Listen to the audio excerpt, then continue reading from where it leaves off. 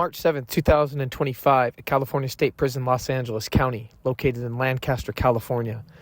At around 7:20 a.m., homicide suspect Terrance B. Shaw, 42 years old, would attack 39-year-old Joshua L. Peppers on the Facility C patio at the state prison in L.A. County. Overall, the CDCR has experienced 7 such homicides already in 2025 and is on pace to more than double all of 2024's total. 95% of inmates serving time in California prisons will at some point be released.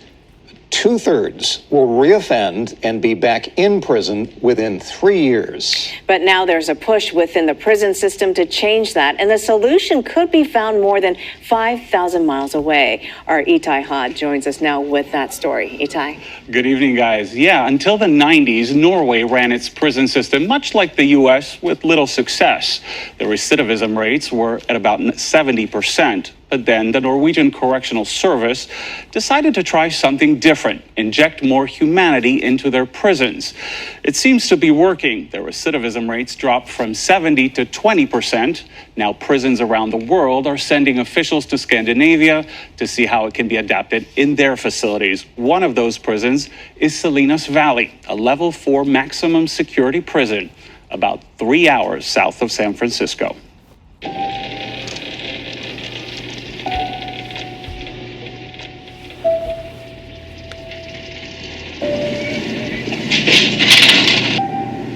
We do have a lot of violence on this yard.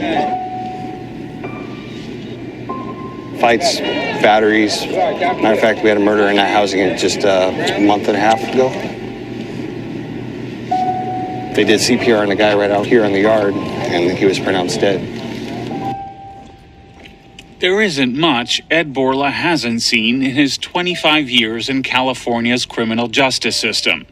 First as a corrections officer, and now as the deputy chief warden at Salinas Valley State Prison. As the second in command here, he's in charge of about 3,000 inmates. A level 4 maximum security prison, Salinas houses some of the state's most violent offenders, including rapists and murderers.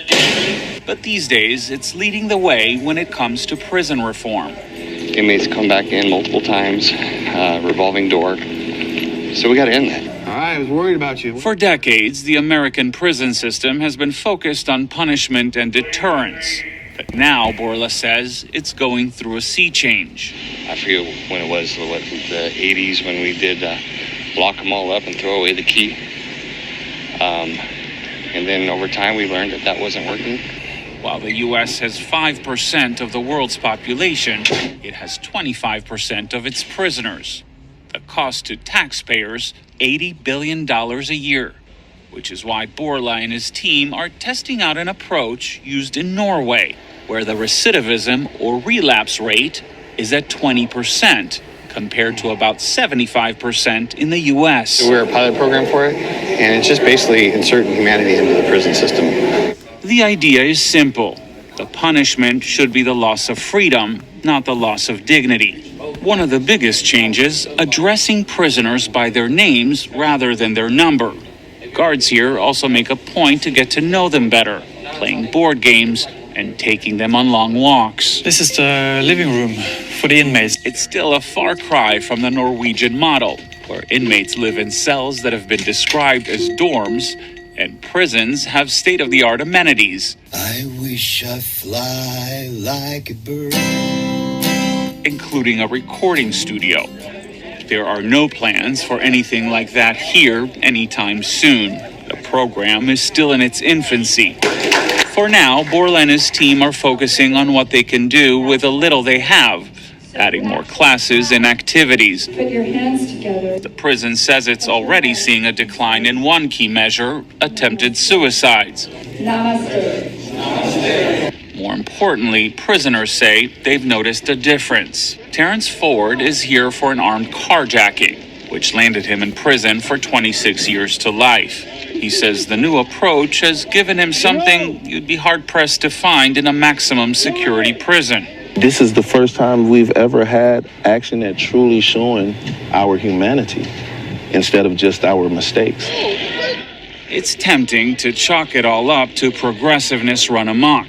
But according to Borla, at the end of the day, this is not just good for the prisoners and the prison, but society as a whole. Someday these guys are going to get out. We don't want these guys not having the ability to be successful. The hope is to prepare inmates for life after they get out, moving away from managing prisoners to creating good neighbors.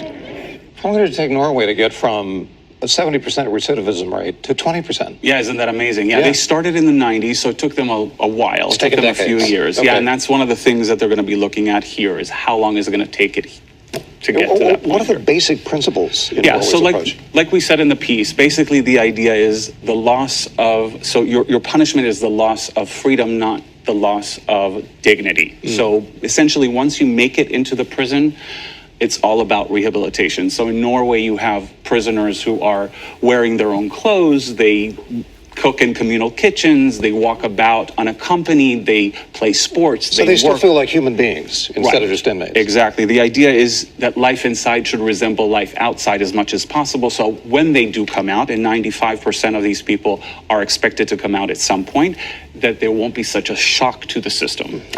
And this is a 3-part series. What can we expect in part 2? Yeah, so in part 2, we're going to be looking at how Salinas Valley is helping prisoners face their trauma, the trauma that they believe landed them in prison to begin with. And then they do that with something called a compassion circle.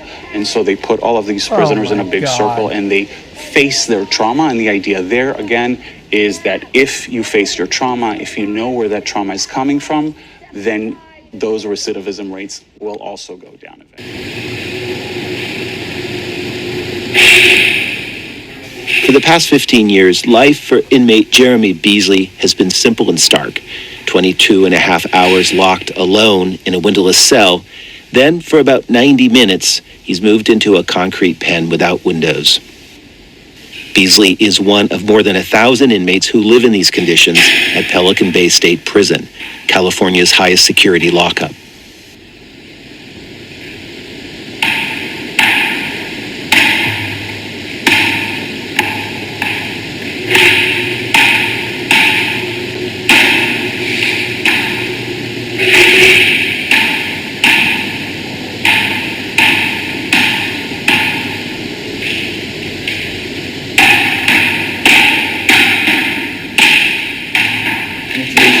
I haven't had human contact with anybody without being in chains since 2004.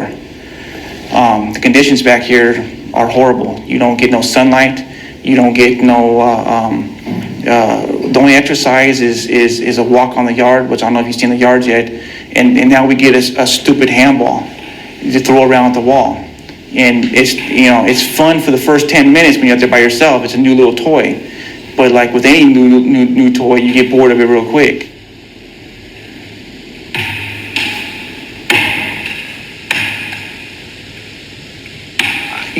I've seen guys lose their minds back here. I've seen guys change. I've changed back here. You know what I mean? I became angry. I became bitter. And even my thought process now is way different from what it was. You know what I mean? I wasn't a saint before. You know what I mean? And to tell you the truth, I don't know how I'm going to react with people when I get out there.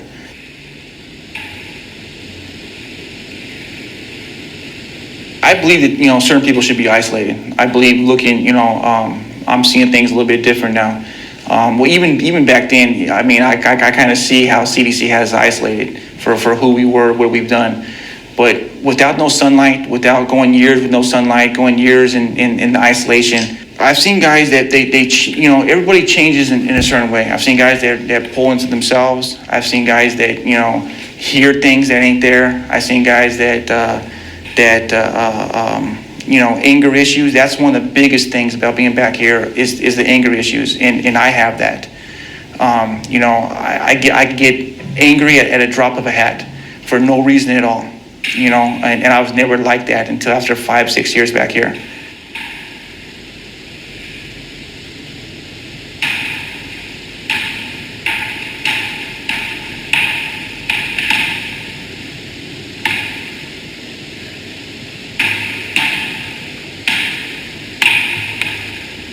it would be nice to look outside. It would be nice to look out a window and see the outside. That would be nice. What was the last time you saw the moon? The moon? I don't even know. It would have to have been back in 98. 1998? Yeah, 1998 at the very least, yeah. Stars, same. Stars, I haven't seen stars since I came to prison. What's going on, you guys? Welcome back to another episode of Green Lit Gang TV. Much love, much appreciation. Thank you guys so much for checking out the channel today. We're going to get right into it. CDCR is going absolutely crazy with these murders that are going on. So far, we're not even halfway through March. They have been 7 in 2025. With that current pace, like we mentioned in the intro, they're going to double it. And now, they might just be responding. As of now, in 11 maximum security prisons, phone calls, visits, and other activities have been severely restricted. As, quote, they respond to the surge in violence. And I don't mean to snicker or laugh, but this is what I've talked about in a handful of my videos with California. And I got a comment a couple of videos ago, and it kind of stuck with me because a person was like, you can't blame Newsom. I'm not blaming Newsom, but in the same breath, I am. And I'm blaming the administrators of these prisons. They are getting these people killed. And we've talked about it for weeks, again, that this is not the model you follow. This Norway model that doesn't fit. It's like a square peg in a round hole. It doesn't fit. And they're trying to force it to fit because Newsom wants to be right, because I believe he wants to make a bid for president someday. And it just, you're seeing the body stack up. Literally now, there's a good chance when these corrections officers go to work in some of these max security prisons, they're going to be attacked. That should not be happening. Really quick, before we jump into this, a channel to check out, I've mentioned him before, a guy named Hector Bravo. I watched his video today, or I think it was today. He goes really in depth because he was a CDCR. He was a corrections officer for 20 years. He got out when this reform hit, became dangerous. He said there was no more, you do something wrong, there's a consequence. It became, you do something wrong, I think to use his words, they said they're going to coddle him, right? So find the most dangerous inmates, go play chess with them, go play basketball with them, go paint with them, go draw with them, and then try not to get stabbed with a pencil, try not to get stabbed with a paintbrush. You know, and I'm not joking. And then he proceeded to list off attacks that had happened. It's just like, no, if I'm a corrections officer, I want to go home at night. I got families. Now, the next thing people can say is, well, they know what they signed up for. Absolutely. They know what they signed up for, and they have every right to quit.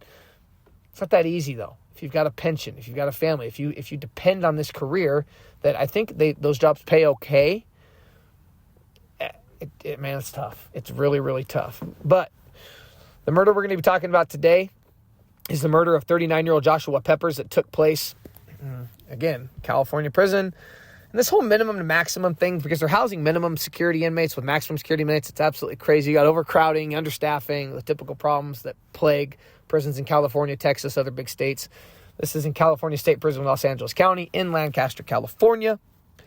The date from this article is March 7th, 2025. So let's get right into it here. Lancaster, California. California Department of Corrections and Rehabilitation officials are investigating the March 7th, 2025 death of an incarcerated person in California State Prison, Los Angeles County, as a homicide.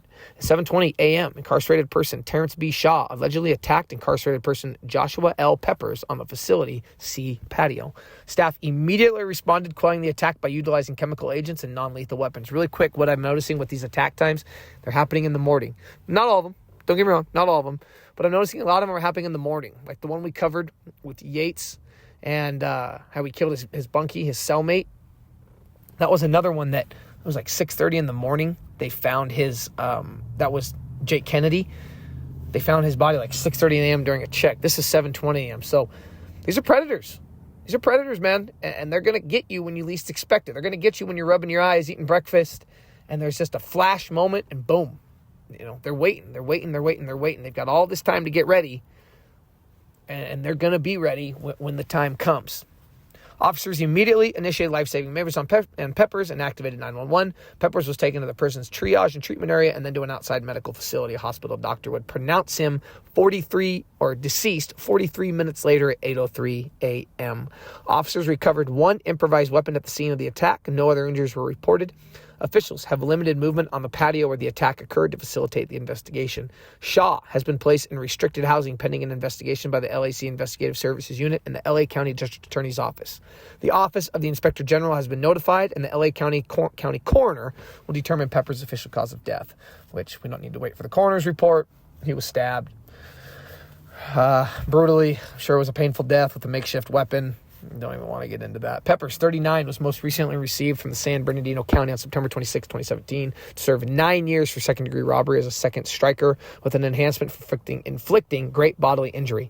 On July 24, 2019, he was again sentenced to 6 years, 4 months for second-degree robbery as a second striker with enhancements for the use of a firearm and inflicting great bodily injury, getting to 42-year-old Shaw, who was most recently returned from parole with a new sentence from Monterey County on November 17th, 2023. So again, these guys are in their late 30s, early 40s. It's just a cycle, man. It's just a cycle. Long criminal records, long history of violence. Third, fourth trip to prison. They know the drill. He was sentenced to serve 14 years, 4 months for assault with force likely to produce great bodily injury as a second striker, conspiracy to commit a crime as a second striker, battery with serious injury as a second striker, and possession, manufacture of a deadly weapon by a prisoner as a second striker, an in-prison offense. This is what we talk about in all these videos. These enhancements, this language in these charges that people really don't pay enough attention to. This is what gets you sent 5 years to 14 years because it's your second strike, because it's a weapon to cause great bodily injury, because it's an in-prison offense. The chart, first degree, second degree, all that stuff matters when you're working your way through the court system. Now, California State Prison, Los Angeles County, houses approximately 2,665 minimum and maximum security inmates, serves as a medical hub for enhanced outpatient levels of healthcare, and provides academic classes and vocational programs, and employs approximately 3,500 people. Everything that I'm watching on this, mainly Hector Bravo's channel. Again, I will go tell you guys to watch that, check that out. He's great at what he does. He's got a good podcast. And I keep shouting it out because the guy's worked there for almost 20 years, or he's a little over 20 years. Gives good insight. And from everything I'm hearing from him and everything the little bit I'm reading on all of these murders is the extreme amount of incompetence that is blamed within the administration, that falls on the administration. They are putting their guards at risk, they're putting their inmates at risk, and they're getting their inmates killed, and they're getting their guards severely attacked, maimed, and possibly murdered. But they're really putting the inmates at a very high risk, because whether you want to just say, oh, they're just inmates, whatever happens to them, no. They become a number. They become state property, and the state is instructed to protect them and oversee all of their needs, medical, dental, psychological. You got to feed them, clothe, shower. That matters until they finish with their sentence. And what's happened with those reforms is everyone's just trying to make money. Everyone's looking out for themselves. And I promise you this, if they do not make serious changes, it's only going to get worse, because the mindset of these guards is going to change. It's going to become, we're not looking out for each other, looking out as a team. It's just going to be, I just need to go to work and survive. It's only going to get worse unless they make serious changes. And from what I was reading and listening to, Shaw should have never been able to get to another inmate, or bunked with another inmate, or housed with another inmate. He should have been within the SHU, within segregation, should not have been able to get to Peppers the way that he did. All right, basically saying that these should have been prevented. Now, did some background search like I've done on these other videos. Joshua Peppers has a very interesting background. So back on December 22nd, 2012, in Kern Valley State Prison, he escaped when he was 27 years old. And I'm just going to read from that really quick. So 27-year-old Joshua Peppers, he's 27 at the time, has escaped from North Kern State Prison. Detention officers say Peppers was discovered missing from the facility tonight around 8:30 p.m. He was serving a 2-year sentence for an assault with a deadly weapon charge out of San Bernardino County. If you know of his whereabouts or you see him, call the given number. That's what we talk about, right? Assault with a deadly weapon back in 2012. He's given 2 years. Continues to show back up in front of these judges that now they recognize him. He's got stacking up charges. He's going to get longer and longer sentences. The takeaway from Mr. Joshua Peppers is those mugshots. And I didn't want to say anything at first with the first one you see, because his eyes are a little wild, a little crazy. To me, immediately, and sometimes I get mentioned in the comments saying, it's not just all drugs. I'm not saying it's all drugs. But when you see his picture right away, Mental health and drug use is the first thing that comes to mind. And for me, I don't mind narrowing it down. It looks like methamphetamine use to me. That looks like methamphetamine use and severe mental health issues from a guy that's institutionalized, done a lot of prison time, been in a violent environment.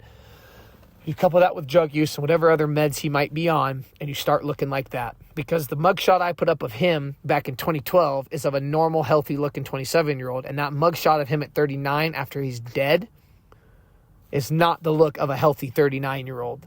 That's a guy that's been through a lot. And it's sad. It really is sad. Again, I don't agree. They're not just inmates. They're people. They have families. They have mothers. They have fathers. They have people that love them.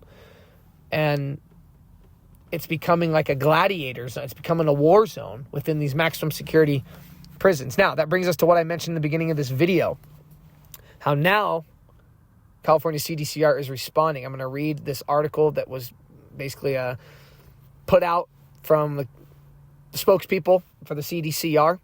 Faced with 7 homicides in the first 9 weeks of the year, California prison authorities announced they have restricted inmate movement and revoked privileges such as visits and phone calls at high-security facilities across the state. Officials from the California Department of Corrections and Rehabilitation cited a surge in violence directed at both inmates and staff as the reason for the crackdown at 11 prisons. Authorities conducting a, quote, comprehensive investigation into causes of the violence, said Terry Hardy, a corrections spokeswoman. The current pace, like we mentioned in the intro, 2025 would nearly double last year's reported total of 24 homicides inside state prisons.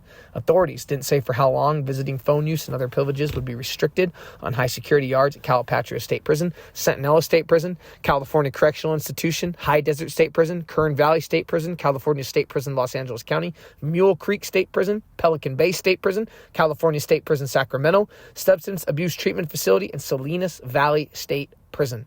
The day before the department announced the, quote, modified program, 3 inmates were killed in attacks at 3 different prisons. And we're going to keep covering these as they happen. There's a couple more we still have to happen that happened already this year.